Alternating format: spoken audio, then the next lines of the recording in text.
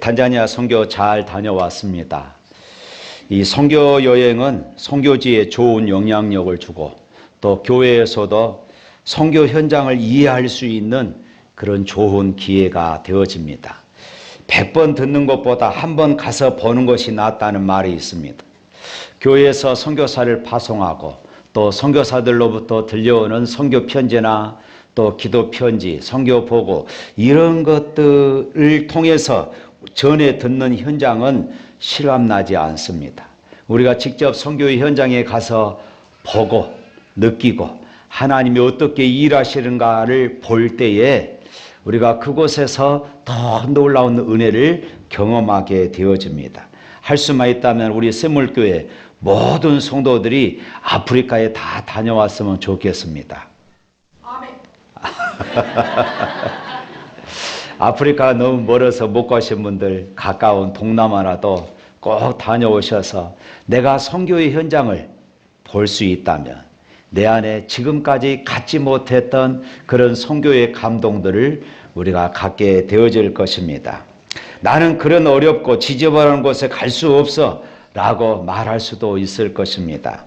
그러나 단기 선교는 교회로 선교 현장의 실제를 보게 하고 그리고 기도의 제목을 찾고 선교 현장에서 일하시는 하나님의 역사하심을 우리가 분명히 보고 느낄 수 있는 아주 소중한 기회가 되어지는 것입니다. 오늘 본문이 바로 그런 내용입니다. 오늘 1절부터 보면은 예수님은 70인을 따로 세워서 각동 각처 방방곡곡에 전도대, 다시 말하면은 단기 선교팀을 파송하게 되어집니다. 9장에서 이미 예수님은 12명의 제자들을 파송하셨어요. 예수님은 이들을 보내면서 이렇게 말씀합니다. 추수할 것은 많되 추수할 일꾼이 적으니 주인에게 청하여 추수할 일꾼들을 보내어 주소서 하라.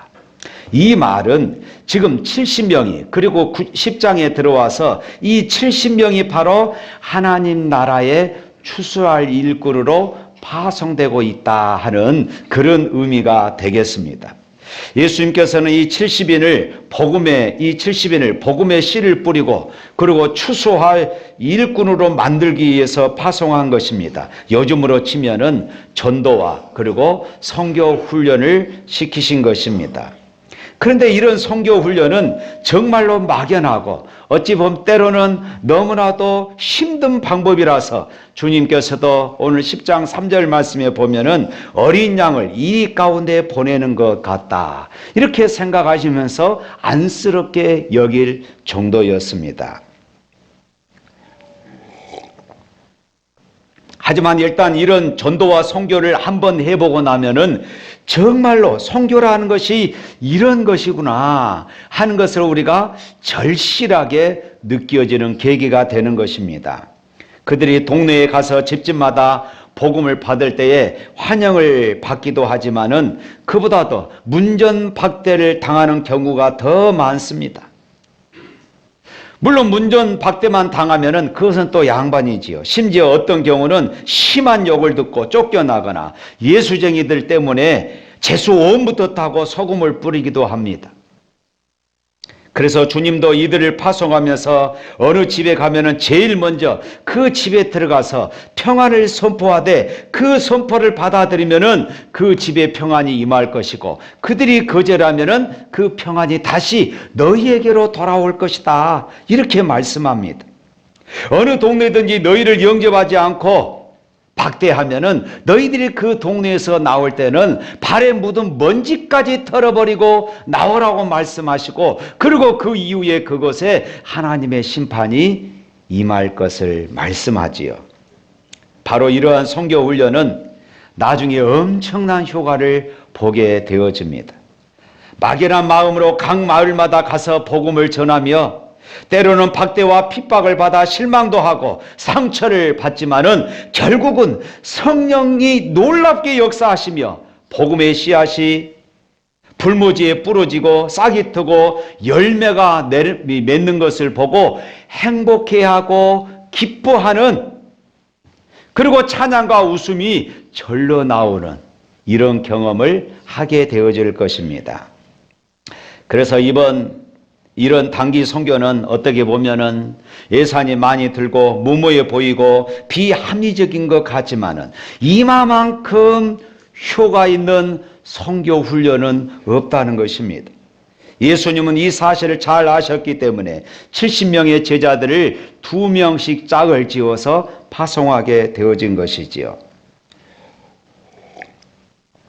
오늘 17절부터 20절에 있는 말씀은 바로 이 단기 선교 훈련을 받기 위해 각 동네로 파송되었던 이 70명의 제자들이 돌아와서 예수님께 선교 보고를 한 내용이었습니다.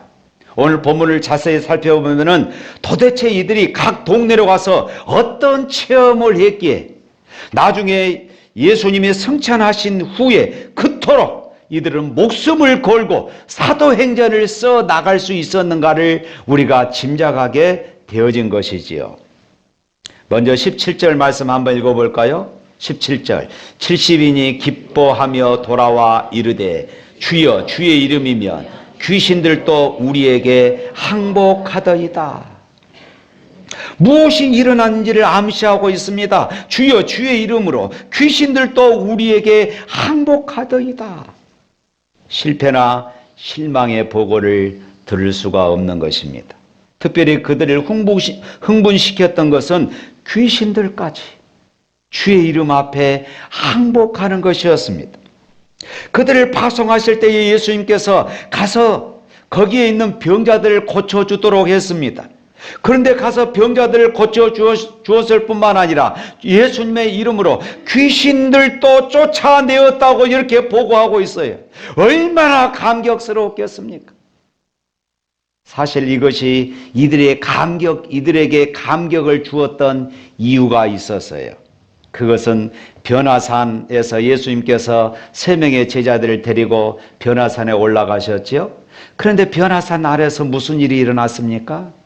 한 여인이 귀신 들린 자기 아들을 데리고 고쳐달라고 왔습니다.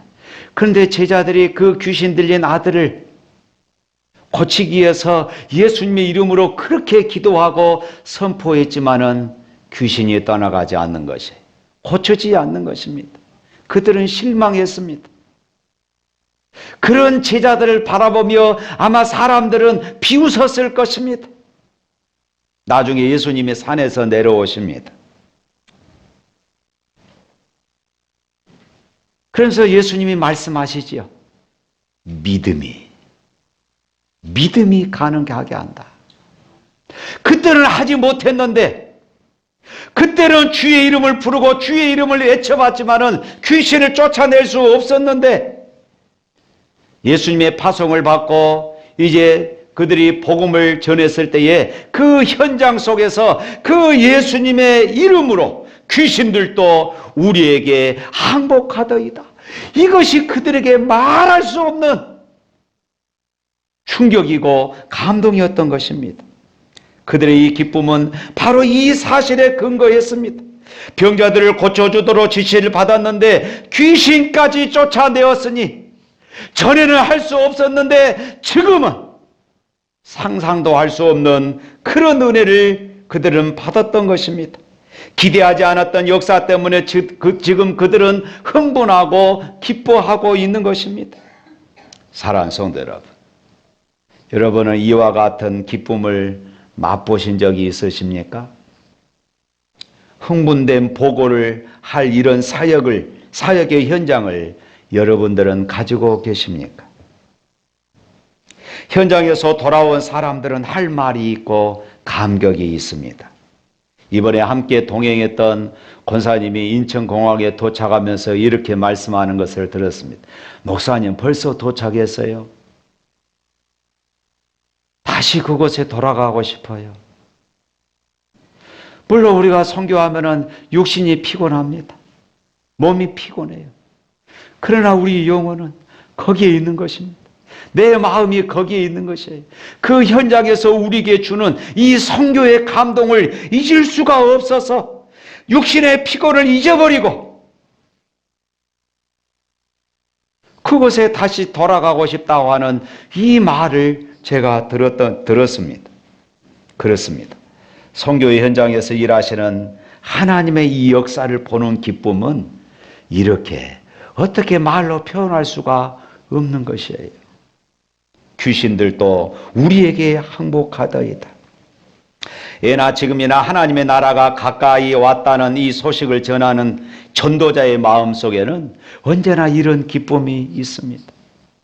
그 기쁨은 귀신들이 항복했건 하지 않았건 상관이 없습니다. 분명한 것은 주님의 말씀에 순종한 자가 누릴 수 있는 그 기쁨을 여러분들이 누리게 될 줄로 믿습니다. 이제 중요한 사실 하나가 남았습니다. 오늘 이 권세, 귀신을 항복시키고 사단을 떨어뜨리는 이 권세를 70인의 제자들에게만 주실 뿐만 아니라 바로 오늘 저와 여러분들에게도 주신 것을 믿으시기를 바랍니다. 할렐루야. 19절 말씀 한번 보겠습니다. 내가 너희에게 뱀과 정갈을 밟으며 원수의 모든 능력을 제어할 권능을 주었으니 너희를 해칠 자가 결코 없으리라. 창세기 3장 15절에 보면은 아담과 하와가 뱀의 유혹을 받아서 선악과를 먹고 범죄한 후에 하나님은 여자의 후손이 뱀의 머리를 상하게 할 것이라고 그렇게 말씀을 하셨습니다. 이것은 하와의 후손인 예수 그리스도가 뱀, 다시 말해서 사단의 머리를 짓밟고 승리할 것을 미리 예언하신 것입니다. 예수님은 사단의 뱀과 정갈을 밟으며 원수 마귀와 그리고 귀신의 모든 능력을 짓누르는 이 권세를 제자들에게 주셨다는 뜻입니다. 바로 이것이 예수 그리스도의 이름의 권세인 것입니다. 그러므로 이러한 예수 이름의 권세를 가진 제자들은 그 누구도 해칠 수가 없어요. 믿으시기를 바랍니다. 마찬가지로 이러한 예수님의 이름의 권세를 오늘 우리 모든 성도들에게 하나님이 주신 줄로 믿습니다. 그러나 분명히 알아두십시오. 내 이름으로가 아니라 하나님의 이름입니다. 오직 예수님의 이름입니다. 내 능력이 아니라 오직 주님의 능력으로 할 수 있습니다. 할렐루야. 사랑하는 성도 여러분, 선교는 내 힘으로 하는 것이 아닙니다. 그분의 능력으로 수행하는 것입니다. 이번 선교의 현장에서도 우리가 그것을 절실히 느꼈어요. 제자들은 단기 선교를 통해 고생은 했지만은 그들은 체험도 많이 했습니다. 살아계신 하나님의 임재를 체험했습니다. 예수 그리스도의 이름의 그 능력, 그리고 예수 이름을 외쳤을 때에 복음의 역사가 일어났습니다. 복음이 그들을 행복하게 하고 복음이 그들을 웃게 만들었던 것입니다. 오늘 마지막 20절 말씀, 주님은 이렇게 말씀하십니다. 다 같이 읽습니다. 그러나 귀신들이 너희에게 항복하는 것으로 기뻐하지 말고 너희 이름이 하늘에 기록된 것으로 기뻐하라 하시니라.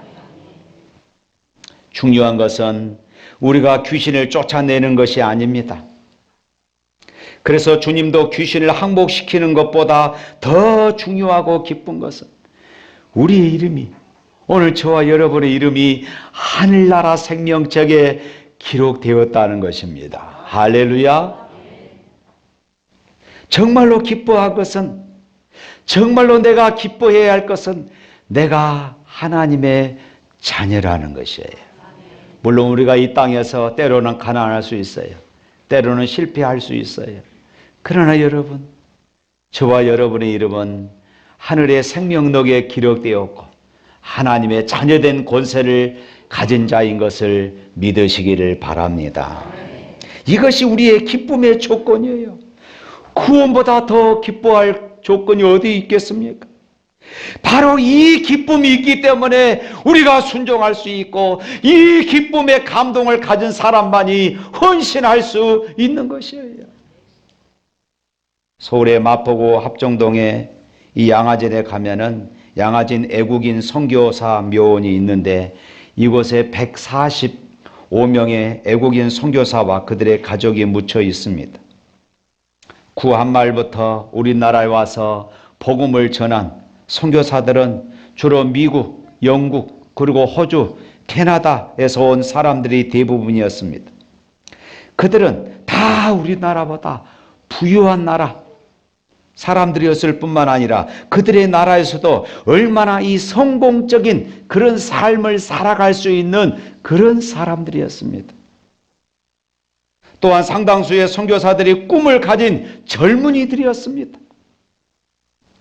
그런데 그들이 무엇을 얻겠다고 미지의 땅이고 그리고 암흑의 땅인 이 조선에 와서 위험과 불편을 감수하며 그들의 일생을 마칠 수 있었을까요? 만약에 세상적인 계산을 하는 사람이라면 이 결단코 조선 땅에 올 수가 없었습니다. 무엇이 그들을 조선으로 오게 한 것일까요? 그것은 그들이 복음의 능력, 복음의 행복, 이 복음의 기쁨을 알았기 때문입니다. 당시 조선은 변변한 의료시설이 없던 때여서 선교사 가운데서 질병으로 죽거나 가족을 잃은 사람들이 적지 않았습니다. 그러나 그들은 원망하지 않고 묵묵히 이 선교의 사명을 감당했습니다. 오늘날 전 세계가 부러워하는 한국 교회는 실은 이들 선교사들의 눈물과 땀과 죽음을 통하여서 일구어낸 결과였던 것입니다. 오늘 저는 그분들 중에서 윌리엄 제임스 홀 선교사와 노제타 선교사의 삶을 잠깐 말씀드리려고 합니다. 이들 부부는 조선 땅에 의사가 절실히 필요하다는 정보를 듣고 조선의 선교사로 가기 위하여서 의과 대학을 졸업하게 됩니다.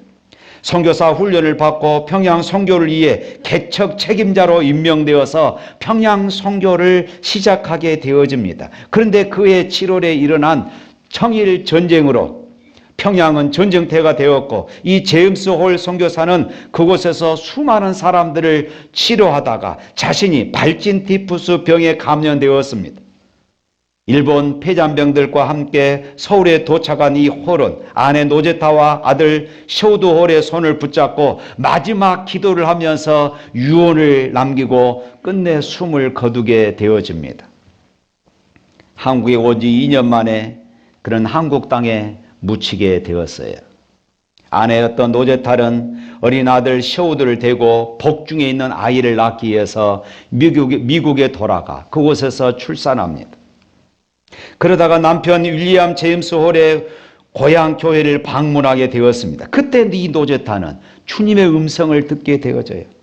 사랑하는 딸아, 네 남편 윌리엄 제임스 홀이 이루지 못한 조선 사랑을 네가 이루어라. 노제타는 아들과 이제 막 출산한 딸을 데리고 다시 조선 땅에 왔습니다.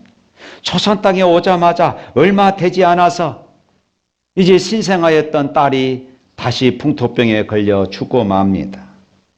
그 딸을 남편 묘 옆에 묻으면서 그녀는 다시 한번 결심을 하게 됩니다. 하나님, 사랑하는 내 아들 쇼드 홀과 조선 땅에서 생을 마치겠습니다. 이 노제타 선교사는 남편과 딸을 잃었지만 어린 쇼드를 키우면서 이 조선 땅의 의료 선교를 위해서 그의 일평생을 바쳤습니다. 그런 평양의 홀 기념병원에 근무하면서 또한 여자 환자를 여자들만을 위한 그런 광해 요원을 개원했습니다. 그리고 박점동이라는 한국 여자를 미국에 유학시켜서 한국 최초의 여자 의사를 만들었고 지금 서울 동대문 옆 이화여대 부속병원이 노제타가 세운 병원입니다. 서울의 경성여자의학전문학교를 설립하게 되었는데 그 병원이 지금의 고려대학교 의과대학 전신이 되었습니다. 또한 인천의 간호대학과 인천의 기독교 병원이 모두 이 노제타가 세운 병원이라고 그럽니다. 43년간의 한국 사역을 통하여서 하나님은 큰 일을 이루신 것입니다. 85세의 나이로 숨을 거두면서 양화전에 남편과 딸이 묻혀 있는 곳에 함께 안장되었습니다. 그리고 아들 쇼드 홀도 이 부모님의 조선 사랑을 이어가며 선교를 계속했던 것입니다. 사랑하는 성도 여러분, 하나님은 지금도 예수님 믿는 사람들이 마태복음 28장 18절 이하의 말씀과 그리고 사도행전 1장 8절 말씀대로 순종하여 전도와 선교를 위해 헌신하기를 원하고 계십니다. 왜 우리는 70인의 뒤를 따라서 세상을 향하여서 가야만 합니까? 왜 우리 교회는 선교를 해야 하고 전도를 해야 합니까? 이것이 바로 하나님의 명령이기 때문에 그렇습니다.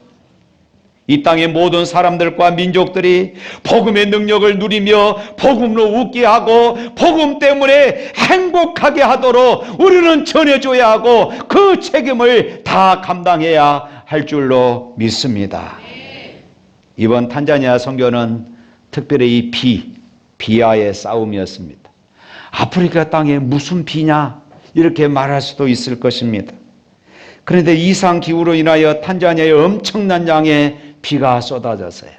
이미 우리가 들어가기 전부터 1월 초에 들어왔던 그 팀이 있었는데 그 팀들이 하는 말이, 목사님 지금까지 딱 이틀, 우리가 도착하는 그 날을 포함해서 이틀만 비가 내리지 않고 계속 비가 왔다는 것이에요.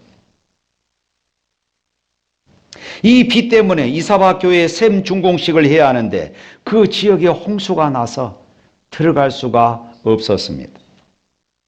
콩가 교회와 그리고 해년마다 축구대회를 했던 음반대 교회를 방문하고 탄자니아 북쪽 아루샤로 이동하여 20일 토요일 날 축구대회를 열었습니다. 아루샤에서 처음 하는 축구대회였고 그리고 8개 교회밖에 참여하지 않았지만은 그럼에도 불구하고 1000여 명의 사람들이 그곳에 모여서 성황리에 마칠 수 있었습니다. 축구대회 당일날 새벽부터 엄청난 양의 비가 쏟아졌습니다. 그냥 쏟아지는 정도가 아니라 비가 부어지는 그런 현상이었어요. 새벽에 그 빗소리 때문에 잠에 깨어 기도했습니다. 그리고 우리 셀 리더방에 함께 기도 요청을 해서 기도했어요. 그런데 아침이 되니까 언제 그랬냐던 비가 딱 멈춰버렸습니다. 그리고 햇빛이 나더니 낮에는 그 햇빛이 너무 뜨거워서 견딜 수 없을 정도로 그렇게 좋은 날씨가 되어버리고 만 것입니다. 하나님이 하신 줄로 믿습니다. 이번 축구대회에서는 우리 각창선 장로님 어머니가 세운 임바세니 교회가 우승해서 그 우승 상품으로 젖소 한 마리를 받아가게 되었습니다. 그리고 참가팀 모두에게는 염소 한 마리씩 이 상으로 주었어요. 그리고 나머지 이 교회들이 염소 한 마리를 선물로 준 것은 그것으로 주일날 예배를 드리고 그것으로 정교인들 파티하라고 주었던 것입니다. 다음날 주일 남한가 교회와 두바이 교회 헌당식을 가졌습니다. 이 남한가 교회는 탄자니아 국경 지역에 있고 두바이 교회는 케냐 국경 지역에 있는 이런 교회였어요. 특별히 이 남한가 교회는 그 교회 노인 한 분이 자기 땅을 헌신했습니다. 하나님께 드렸어요. 그리고 그곳에 예배당을 세운 것입니다. 너무나도 좋아서 그분에게도 소 한 마리를 선물을 드렸습니다. 이 교회에서 또 다른 감동적인 일들도 있었습니다. 이제 이 교회에서 모든 행사가 다 마치고 나오면서 축구팀을 응원하며 내년에는 꼭 우승을 해라고 그렇게 격려했습니다. 그러면서 축구대회 때 선물로 받은 염소를 잡아서 큰 잔치를 하라고 했어요. 그랬더니 그 축구팀의 리더였던 청년이 이 초등학교 교사랍니다. 그런데 그 초등학교 교사였던 이 사람이 이렇게 말합니다. 아닙니다. 우리는 잡아먹지 않겠습니다. 이 염소를 팔고 그리고 오늘 헌당 예배를 드리며 드렸던 그 헌금을 가지고 예배당 창문을 내고 그리고 교회에 필요한 앰플을 우리가 구입하도록 하겠습니다. 이 말을 듣는지 얼마나 감동이 드는지 몰라요. 지금 자기들의 배고픈 배를 채울 것이 문제가 아닙니다. 염소를 잡아먹는 것은 당연한 것이었어요.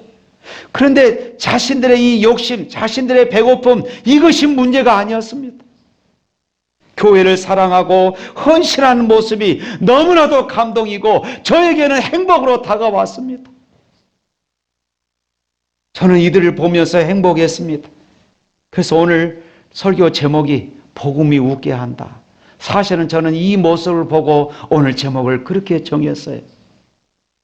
복음이 이들을 변화시켰고 변화된 이들을 보면서 저는 행복해서 웃었던 것입니다. 복음이 이들을 행복하게 하고 복음을 웃게 했습니다. 그래서 제가 2만 원을 주고 나왔습니다. 여러분, 2만 원 우리 돈으로 얼마 되지 않는 것 같지요? 근데 이들 노동자 한 달 품삯이 5만 원입니다. 2만 원은 굉장히 큰 돈이에요. 우리 팀들이 세상에 2만 원 주고 나왔냐고 저를 막 웃더라고요.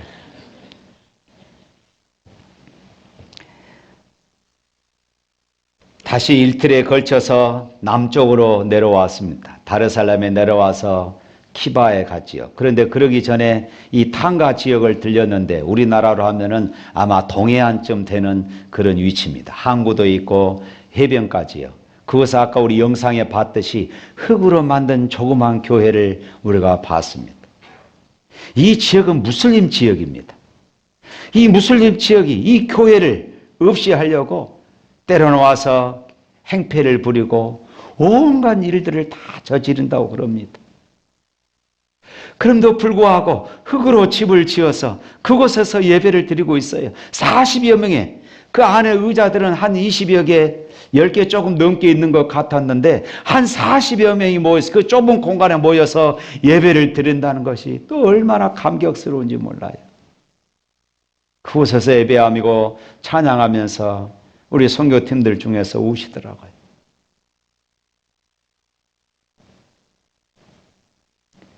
그리고 우리가 세웠던 키바 학교로 왔습니다. 이 키바 학교에 방문해서 학교 건축원금 4만 불, 우리 돈으로 5,200만 원을 이제 전달했습니다.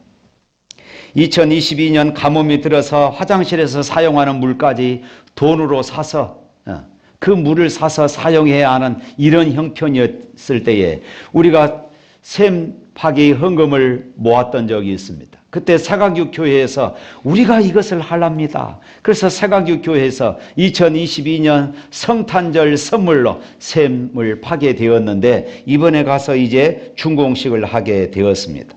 키바 학교에 좋은 소식들이 너무 많았습니다. 키바 학교에 대한 우리의 비전들도 너무 크지요. 현재 유치원생부터 초등학교 6학년까지 있는데 258명이 공부를 하고 있다고 그럽니다. 키바 학교에는 교사들을 전문적으로 훈련시키고 학교 학업 전반에 걸쳐서 이끌어가는 한국 여자 선교사님이 함께하고 계셨습니다. 매일 아침 수업에 들어가기 전에 전교생이 이 촛불실에 모여서 하나님 앞에 예배를 드립니다. 이번 학기를 시작하면서 두세 반을 모집해야 하는데 아직 교실이 부족한 까닭에 한 반만 그렇게 모집했습니다. 너무 많은 사람들이 몰려오기 때문에 시험을 치러서 성적순으로 세상에 초등학교인데 성적순으로 뽑았습니다. 그런데 주변에 이제 입학해서 들어오지 못한 이제 기존 학생들은 주변에 큰 학교가 있는데 그 학교에서 오히려 지금 이 학교로 전학을 해온다는 것이 너무 많은 전학생들이 오니까 이제는 또 그 전학생들 가운데 시험을 치러서 학교에 그렇게 전학을 받는다고 그럽니다. 이런 좋은 일들 소문이 잘 나고 있어요.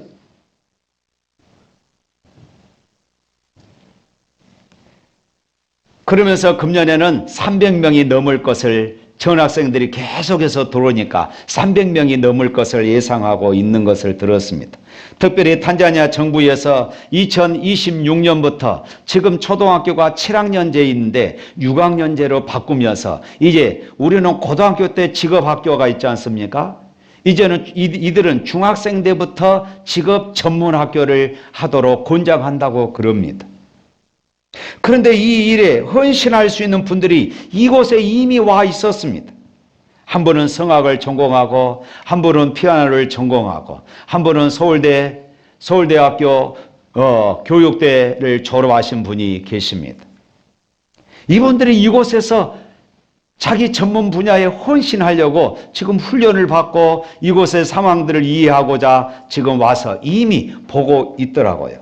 계속해서 컴퓨터나 체육 그리고 축산 등 다양한 헌신자들이 일어날 것을 기대합니다. 할렐루야. 여러분 기도해 주시기를 바랍니다. 샘물교회가 세운 키바 학교에 이런 놀라운 일들이 일어나고 있어요. 사랑하는 성도 여러분, 샘물교회가 키바 학교를 시작하면서 비전이 있었습니다.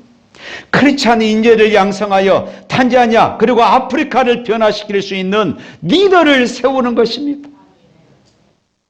예수 잘 믿는 리더 하나 세우면은 사회가 변화되고 나라가 변화되어지는 것이에요. 그러한 그림들이 하나씩 하나씩 채워지고 있는 것입니다. 저는 행복했습니다.